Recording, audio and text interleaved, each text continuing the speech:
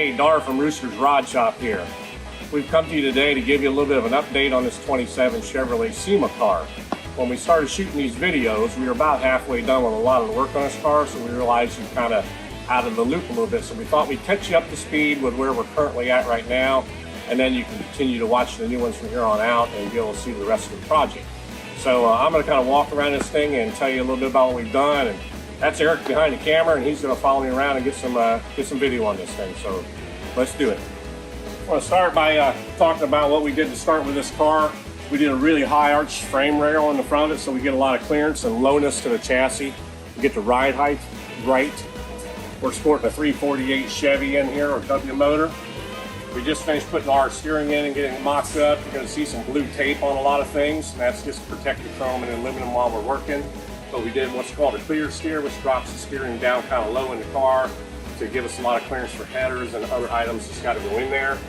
We did a lot of aluminum work to hold the radiator out front. We're still in the process of wrapping some of that up. We wanted everything to set nice and low on the car so the radiator is down below the level of the cowl on this car. Coming around the front, we got traditional looking dropped axle in there.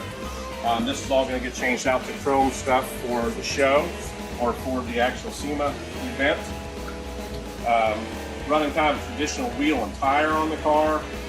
White whites with bias ply type high crust tires with drag slicks on the rear.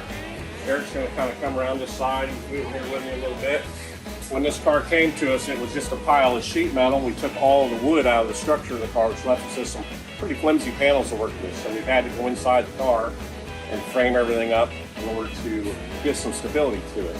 So yet to come is to still get the windshield frame all done, finish up the framing for the interior panels.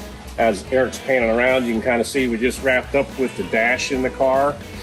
Put one big multi-gauge in the center. Also got the steering column mounted.